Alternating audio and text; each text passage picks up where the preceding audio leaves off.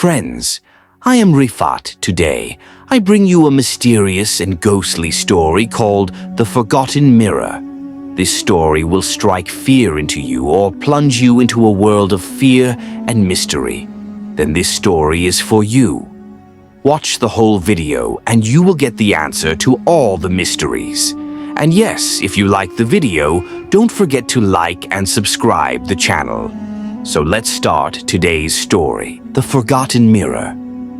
In the quiet town of Ravenwood, surrounded by a dense forest, stood an old, abandoned mansion. The locals called it the Blackthorn Manor. It had been empty for decades, with whispers of ghostly sightings and strange noises keeping everyone away. Emily, a young journalist in her late 20s, had just moved to Ravenwood. She thrived on uncovering mysteries and feared nothing. When she heard the stories about Blackthorn Manor, her curiosity piqued. A haunted mansion in the middle of nowhere. That's my story, she thought. The townsfolk warned her against going there. The manor is cursed, they said. Many have entered, but not all returned. Emily, however, was determined. Legends, she believed, were just exaggerated tales.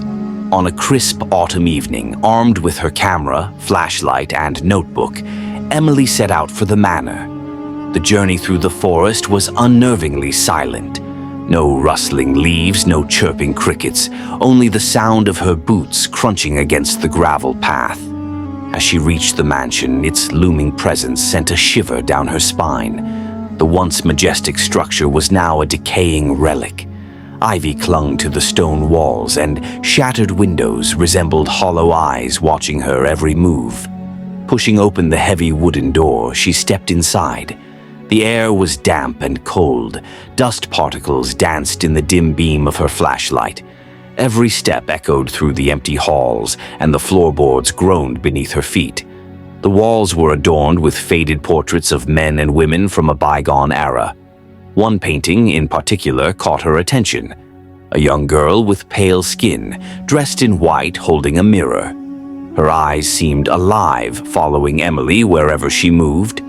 Uneasy but undeterred, Emily snapped a photo and moved on. Deeper into the house, she noticed strange carvings on the walls, symbols she didn't recognize. They seemed to glow faintly, as though they were alive. A chill ran down her spine, but she pressed forward. In the grand hall, she found it, a massive, ornate mirror propped against the wall. Its gilded frame was adorned with intricate designs, and the glass was eerily clear. As Emily approached, her flashlight flickered. She froze. Her reflection in the mirror didn't mimic her movements. Instead, it smiled, a cold, sinister smile that didn't belong to her. Suddenly, the room grew colder. The door behind her slammed shut with a deafening bang. Emily turned to the mirror and saw something else, a shadowy figure standing behind her in the reflection. Heart pounding, she spun around, but the room was empty. Then she heard it. A soft whisper, barely audible. It sounded like a child's voice. "Help me." Emily's flashlight flickered again. In its unsteady glow, she saw the girl from the painting standing at the far end of the hall, clutching the same mirror. Her wide eyes brimmed with fear. "Who are you?" Emily called out, her voice trembling. The girl didn't answer. She simply pointed toward the mirror before vanishing into thin air. Despite the fear gripping her chest, Emily felt an inexplicable urge to touch the mirror. The surface rippled like water under her fingertips. Before she could pull her hand away, she was yanked into it. Emily landed hard on cold, damp ground. When she looked around, she realized she was no longer in the mansion. She was in a dark, twisted version of it. The walls were blackened, the air thick with a metallic scent, and shadows seemed to move on their own. "Emily!" The whispers grew louder, taunting her. Figures with hollow eyes and twisted faces emerged from the darkness, watching her. Panicked, Emily stumbled through the halls, searching for an exit. Every turn led her deeper into the nightmare. Finally, she found herself back in the grand hall. This time, the little girl was there, sitting on the floor, crying softly. "Who are you?" Emily asked, her voice shaking. The girl looked up, her pale face streaked with tears. "They trapped me here.